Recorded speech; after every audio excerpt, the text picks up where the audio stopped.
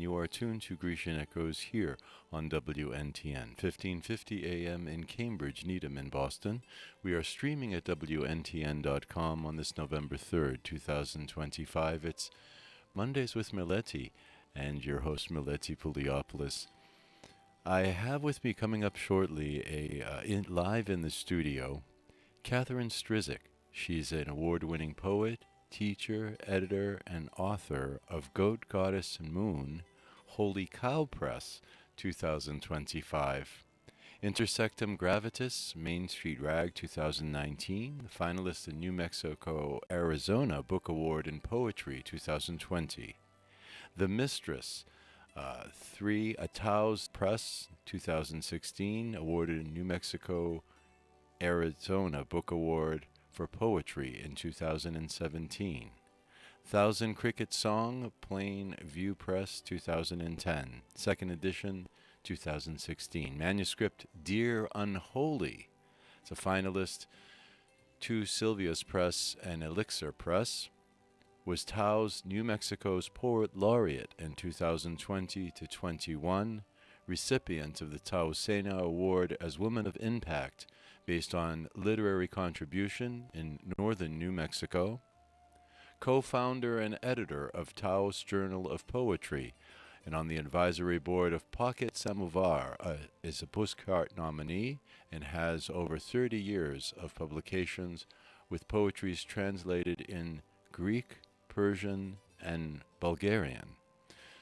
Strisik's poems appear in Journal of Feminist Studies in Religion, Poet Lore, Drunken Boat, Ergon, Connotation Press and Online Artifact, Kaleidoscope, Puerta de Sol, Tusculum Review, The Maynard, and elsewhere.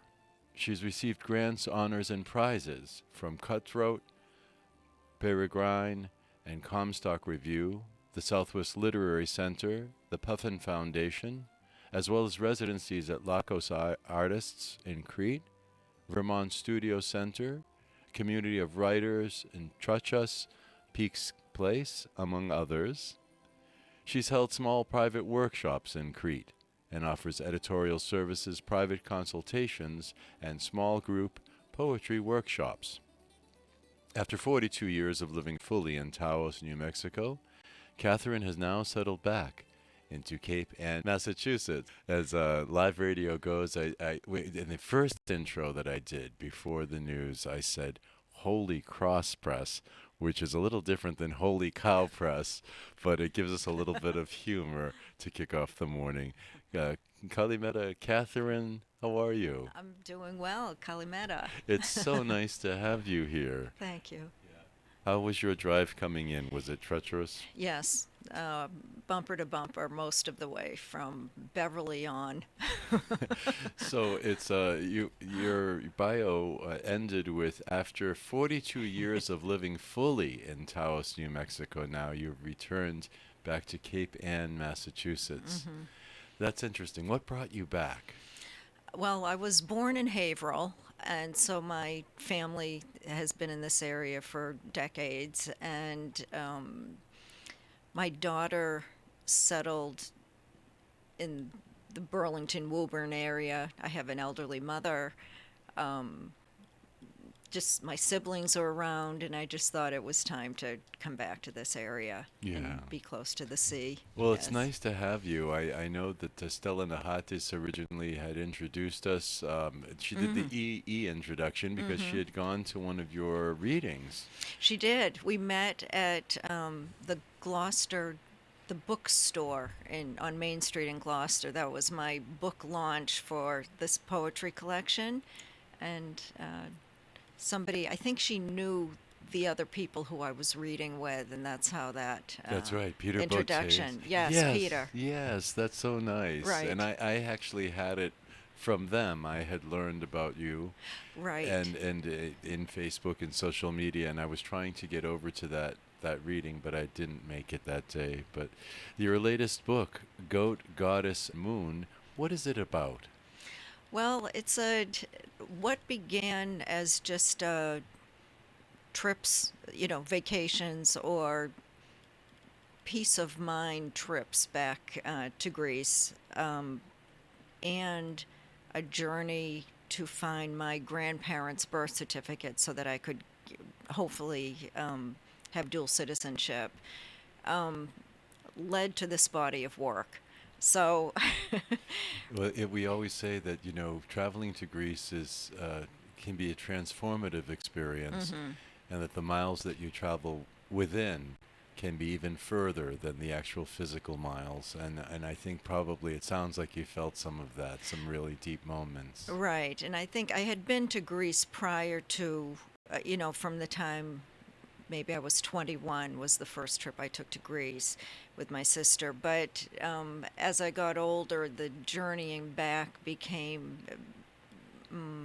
enriched my writing, and so I was able to settle into my heritage in a very more enlightened and richer way.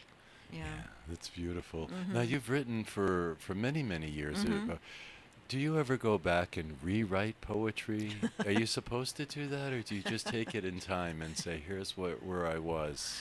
Well, no, actually, the book, my first poetry collection, Thousand Cricket Song, the second edition came about because I did go back into that body and work and thought, oh my goodness, I don't like the endings of a lot of these poems or the line breaks, or my craft had developed over the years, and therefore, um, this second edition where many changes are made. But I know I'm thinking of Galway Canal, who was poet laureate of Vermont and just a very renowned poet in the country. And he was at a reading one time, and as he was reading a poem, started crossing words out while he was reading to an audience, just saying, "I never liked that word." So we can keep working on poems. Sometimes I just know a poem is finished, and a lot of times the impetus for the poem comes from a higher source, and the message is very clear on the page. It's, Yeah. it seems to me that poetry, like painting and like music, can be very personal. How is that sharing something so personal to an audience and standing before an audience now that may want to try to figure it out or interpret it, and what if they interpret it the wrong way, or they read it the wrong way? How do you handle that? Yeah, well, I don't think of it as the wrong way. I think Mm. of perhaps somebody who doesn't necessarily have the knowledge yet about how to read a poem or how to know that what's not being said in poetry is as important as the words you see on the page. That's beautifully, beautifully put. My mind just jumped to the Dead Poets Society. Oh, When, I think Robin Williams was saying, as the teacher, mm, pull out your book by Mr. J.F. Pritchard, who was, teaching how to measure poetry. mm-hmm, And he said, this is rubbish. mm. And I always think about that because I wonder if there are, pardon the expression, but armchair quarterbacks that sit back and say, well, I think it should have rhymed, or I think it should have, but you don't, you let all that, you have to accept a certain amount of that, I guess. Right. Yeah. And I'm not writing for the audience. The gift is, or the writing is a gift. And so I'm not thinking of my audience, and I also always assume my audience is smart. And Right. s- That's good. That's a good yes. assumption. Mm-hmm. It always is. Mm-hmm. When did you first start writing? Was this from your childhood? I was writing or copying lines from poets at a young age, but it wasn't until I was in my late 20s that I would say through writing groups and friends who were writers and maybe had one book out already when we were still young, those were the people who were noticing and saying, you're writing poetry. um, say I was writing short stories or Oh, nonfiction, right. but the poetry was already presenting itself in free writes. I'm going to say stream of consciousness writing. That's it. Yeah. We had a fellow who was in here a few years ago that found a journal that was one of his relatives from 100 years Oh. ago, and in that there was poetry, and I Yeah. thought that that's really beautiful. Mhm. So does one help the other if you're writing, if it the act of writing and the fluidity of it and just being able to put down thoughts on paper? How does that transition? Does that work for? Is it the same process as poetry, or is it a different thing? The consciousness of writing, or I'm trying to think of how to put it simply. I'm going to say the stream of consciousness of writing. I might fill 10 pages in a notebook. I like to handwrite. But the craft of poetry at some point needs to take over. So I'm not going to submit poems to a journal or to an editor. That there are so many moments in a poem that for me need to have a transcendence to them. And but besides that, I want to know, say, if I'm publishing in Taos Journal of Poetry, there has to be an emotional reaction. I can um, imagine. mhm, I oftentimes have writer's block, mhm. and then other times I'll wake up in the middle of the night, and if I'm lying there in bed, can't sleep, I might as well get up and write, Yes. and it really helps. Mhm. But sometimes it doesn't come to me during the day.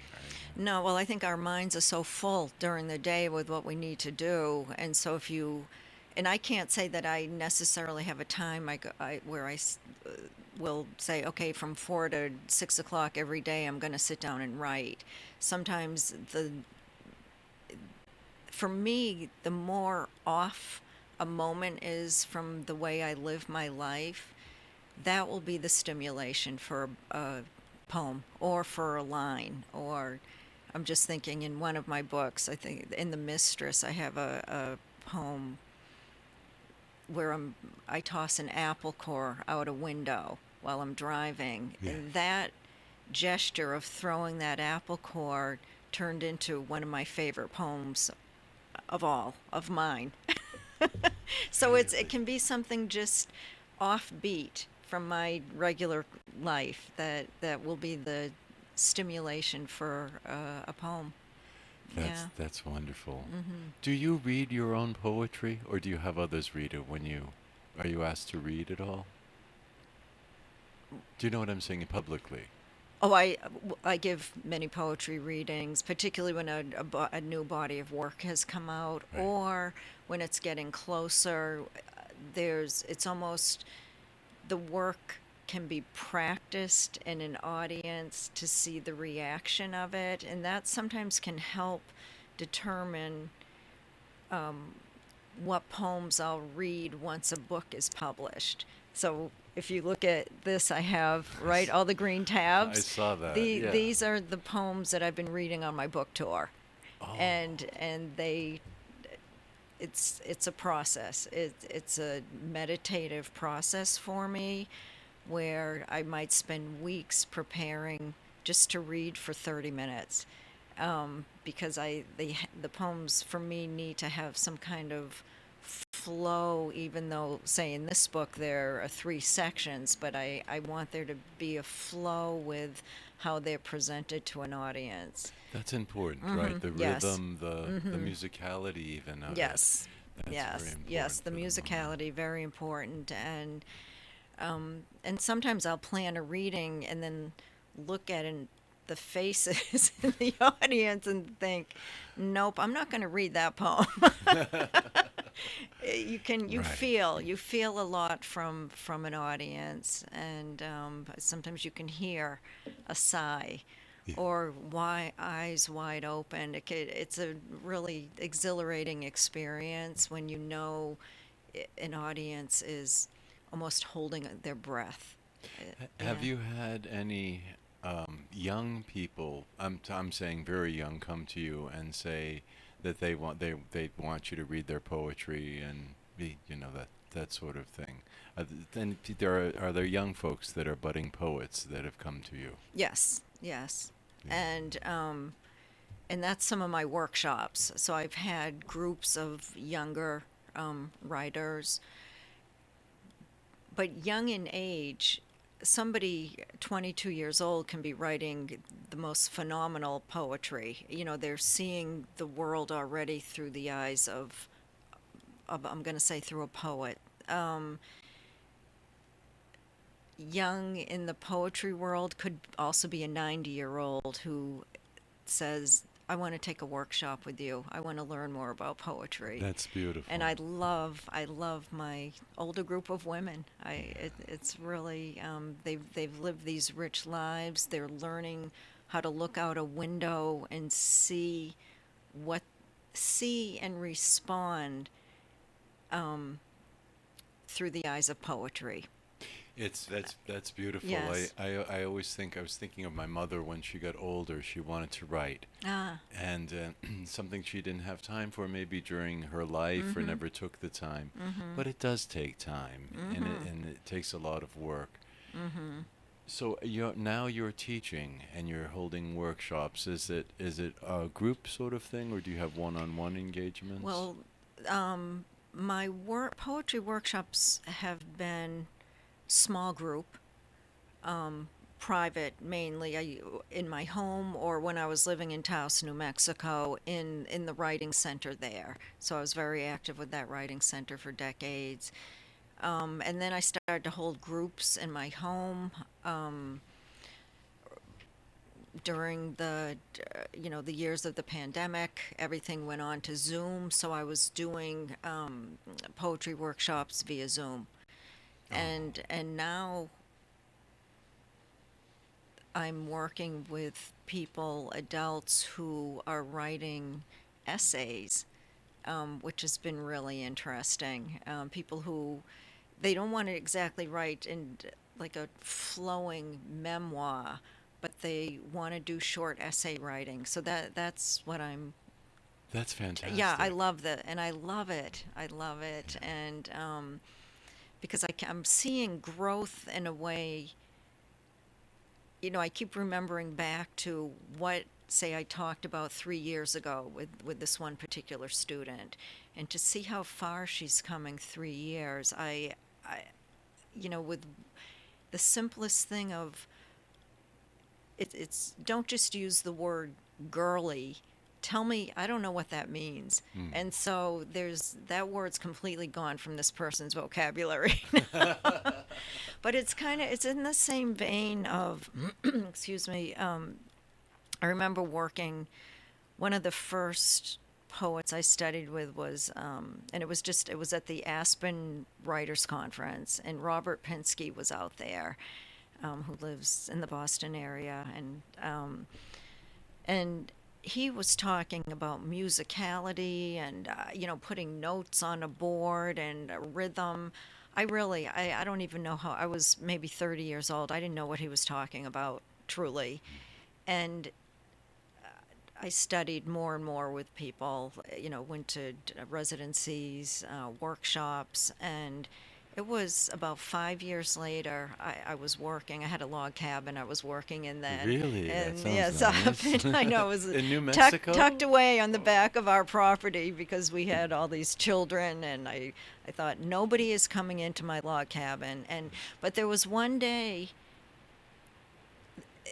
these I had an epiphany. I thought, "Oh my God, I now understand what Robert Pinsky was talking about 5 years ago." But it took, all these and then I felt the musicality in my own work. Yeah. And a lot of that is reading. You have to read your work out loud over and over and over, and even listen, tape yourself and hear. Excuse me, listen to your voice and feel it in your body. Yeah. Yeah, I think it's it adds a lot to it, and Mhm. also the way that the words are put down on the paper. I love getting a book. If you're just joining us, our guest this morning is Catherine Strisik. She's an award-winning poet, teacher, and editor, and she's the author of a number of books, including Goat Goddess Moon, which was published in September of 2025 by Holy Cow Press. How can people find out about your books and your speaking engagements and your workshops? You have a website out there. I do. My website is just www.cathystrisic.com. Yeah. I think that's my website. Is that it? I think it is. Well, yeah. It's. It comes up automatically in my computer. Oh, there it is. You're right. Is it? Is that what it is? Catherine. There's an about section and also a section. So would people sign up for a mailing list there? You could write to me there to get on my mailing list. My books, this book, latest collection, Holy Cow Press, is out of Duluth, Minnesota, and it was just a gift and a fluke that this press that's been around for close to 50 years. It's a small press run by Jim Perlman, and I saw something. I think I saw that he had. So we're going back 2 years now. He had published a Native American writer, and I thought, gosh, Holy Cow Press! I haven't heard that press name for decades, and just looked them up, and thought, I'm going to send this body of work to him. And I don't know why. It was just a feeling, and I heard back from Jim within, I think, 48 hours, and he said, I would like to see the whole. No, I think it started with maybe send 10 poems, and then he wanted to see the whole body of work, and then he told me that his best friend from childhood was a Greek boy. Oh. And so he knew the word ya and spanakopita. So, but he was and we worked hard. We worked real hard on this body of work, and it had a different title then. And he said, I don't think that's the title. And to go back to something you said earlier, many people read my poems before they go out for publication. I've had writing groups. With this body of work, George Caligeris, who's he was very, very instrumental with the title of this collection and the sections and naming the sections. So he is a support system for so many poets, and I'm indebted to him. That's fun. Yeah. How was your poetry, or how is your poetry being translated into Greek, Persian, and Bulgarian? So there were a call in these countries for publications? No, well, Vasiliki Rapti, Oh, yes. she translated some of my work from, I think some of the poems in this book, but before it was a book, when I gave a reading through Citizen Tales a couple years ago, and maybe The Mistress and Thousand Cricket Songs, she just chose poems and published them in Greek. And then the Bulgarian was a writer, poet who I published him. We gave a reading together. He's published out of, I'm not sure if I'm going to say it properly. Gloria Mindock has a press out of Somerville. And so that's how we met. And it's almost an appreciation for, I published him. He wanted to translate some of my work. Yeah. And then...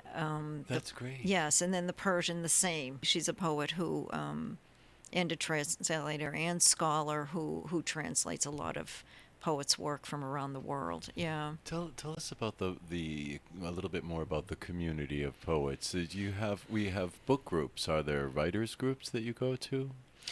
Well, I haven't hooked into any here since I've moved back to New England, but I certainly.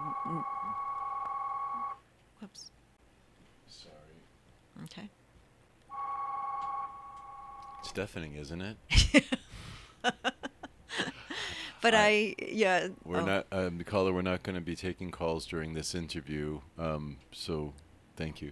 Oh, is that Okay. somebody who wants a question? Well, I'm not sure. You don't know what One that. time I answered the phone and someone said, "Why don't you play music?" Oh, that's funny. I don't want to Okay. hear that right now. We want to talk That's with you. very funny. So, Yeah. No, I remember when I was doing my Citizen Tales and Vasiliki had people coming on from Greece. hmm. Oh my gosh, it was so funny because the Greek was loud and frantic coming through, and she's saying it hasn't started yet, and everything was live. Oh yeah, It yeah. was- that It's was always funny. it was. But I'm trying to think where we were going. What See, did you ask me? we were interrupted with that. I was asking about the community of writers, if there Oh. are writer circles or writer groups that you belong to now. Well, my long-standing poetry group are with poets in New Mexico, up in northern New Mexico, and we've been meeting for years and years and years. And now that I've moved and somebody else has now moved to DC, we are doing it via Zoom. Oh, excellent. Yes, so that and the writers at the level we're all writing and published for so many years, it's high critique. We are, Yeah, yeah, we must don't be. let each other get away with. We're Is not nice. We're nice, but we're not. It's no, if you you're wanna, right. yeah, it's very high level critiquing of one another's work. It's Yes. not a sip and write No, poetry kind no, of sip and read poetry. no. You're yeah. And so this is it just poets in these circles, or are there people who would write essays and short stories that may say, can I just read this? It's a different sort It's of thing. different. Yeah, It it's is. different because how we look at the work is, we're looking through the eye of you know, craft and history of poetry. Mhm. Hmm. So your books, you have three books of poetry, and your other writings were. Right, I have three full collections and then one chapbook. Oh, okay. So and you named them all. Yes, yeah, Right. yeah. It's an impressive Hmm. list, both of your books, but also of your awards. And being a poet laureate, that's pretty. I mean, out there, I mean, in New It was Mexico, there out are a in lot of writers. Right, a lot of writers, and yeah, the poet laureate of Taos during that period. Um, so I was selected. There was a nominating committee, and I was selected and had a project in mind that apparently they were interested in, and then the pandemic started. So we had the celebratory dinner, and then a month and a half later we were so my whole project was done during lockdown, No kidding. and mine was a project I loved. It was poetry in nature, and poems were put up in public places at museums, gardens at museums, parks, the wall of a cemetery. Annie Finch, she sent in a poem, and that poem was selected, and it's at the entryway of a historical cemetery in Taos. But Really? it was, yeah, and I'm just thinking the Wurlitzer Foundation, there are, I think, three poems, and everything was put on pieces of flagstone or walls, and so it was quite a process. But yes, we were out there with masks, and then the project was presented, and we walked all over the community or drove to some of the locations, and it was a really beautiful event. Yeah, Yeah, it sounds yeah, it. yeah. I wish there was more poetry in the world. Uh, and the nice thing about poetry is that it can be timeless. We can read. I was reading poetry, Kavafis, Mm, from 100 years ago, mm-hmm. and now that's something where I Mm. feel the reader really needs to be right on, or Right. you've lost it. Right, and and I have been very influenced by elitists, Oh, and I really? just love Yeah. and Ritsos, Yanis Ritsos. There this apparent simplicity of the work, and the message in between what what you think you're reading, maybe about the sea and the hair blowing. There's a lot more being said. And of course, with Ritsos, the political is apparent throughout his bodies of work. Even when the work is deeply intimate, it's you know the time period he was living in. You do. Yeah. It brings you there. Right. Yeah. You've had some very nice reviews, by the way, and Oh. I read one that was in the Taos Journal of Poetry that Margaret Lee had written, Mm. but also another one that Mm. was published in Ergon, which is Yes. very, very nice. Now, Mm. are you so Yorgos Anagnostou, and Mhm. is a professor from Mhm. we call it the Midwest, the middle of the country, Right. Right. Ohio. Ohio, Mhm. and he's been studying and collecting poetry. And Mm. have you met other Greek American poets through these circles?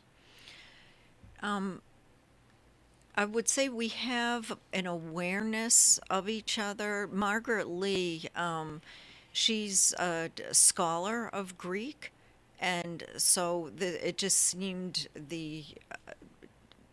and I know her also, and so she was thrilled when I approached her about writing a review, and somebody else I know had mentioned it to her also.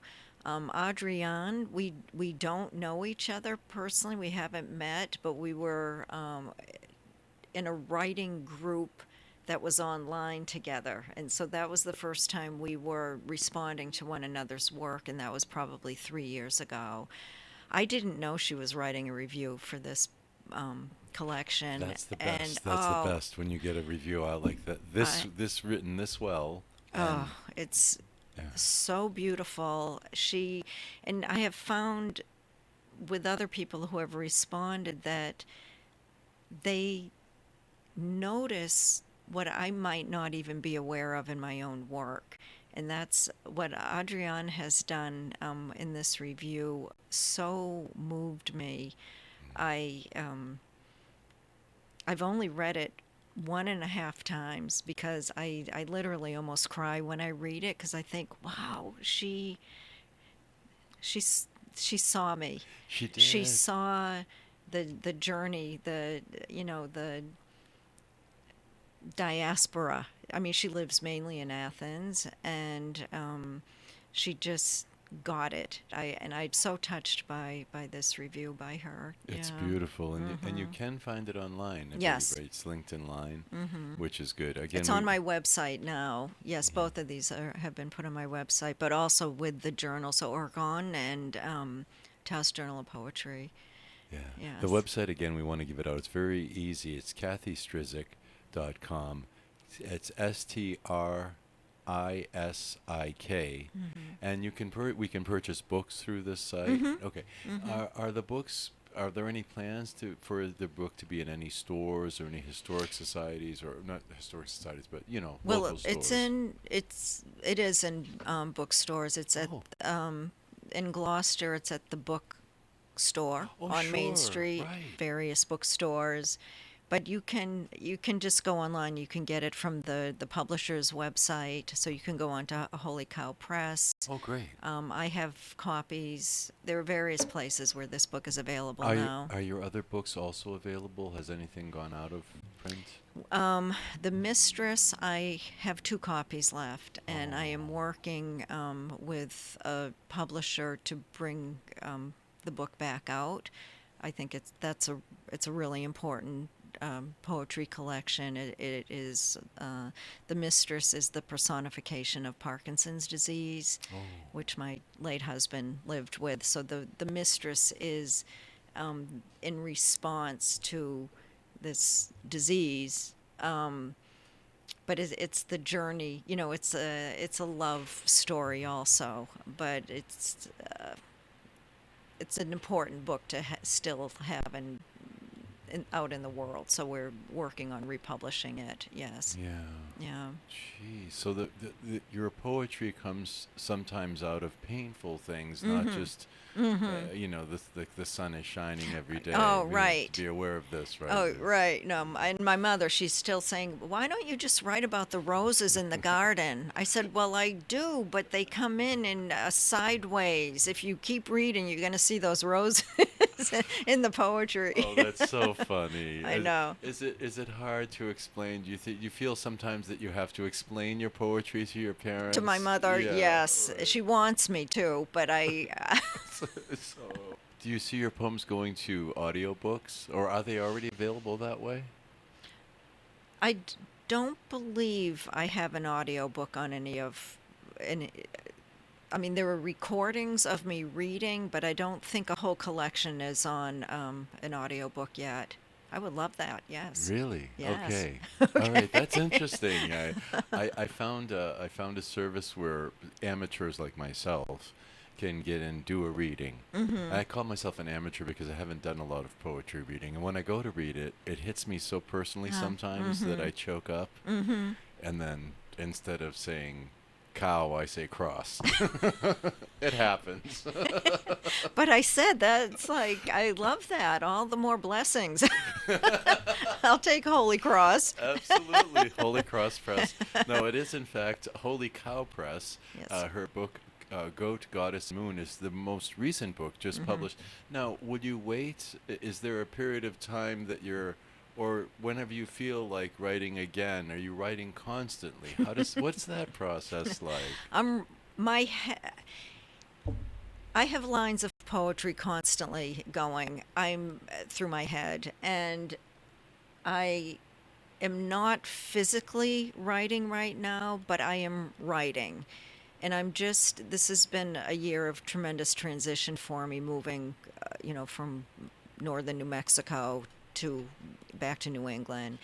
And then having this book come out and doing my initial book tour, and then getting the 15th issue of Taos Journal of Poetry out. It was a lot, so I made a very conscious choice to spend the last 2 months of the year not physically writing and just sitting Yeah, and that's taking it all in. And but I do have as you mentioned in my bio, I have a whole other body of work called Dear Unholy that yes. will,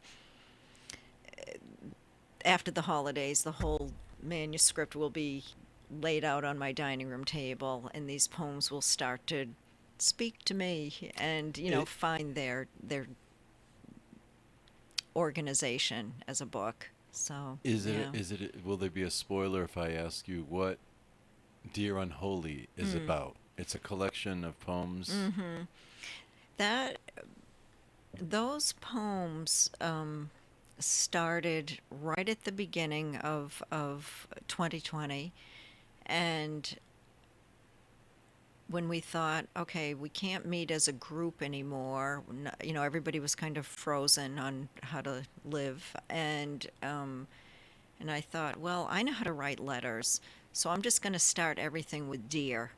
And so that was how my mind started to flow again.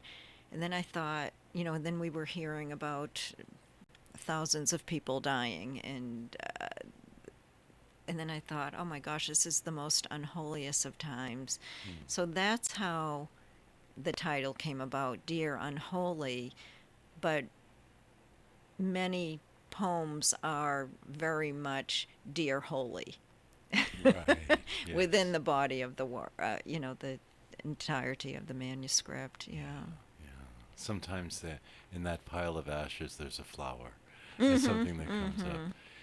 It's been so great.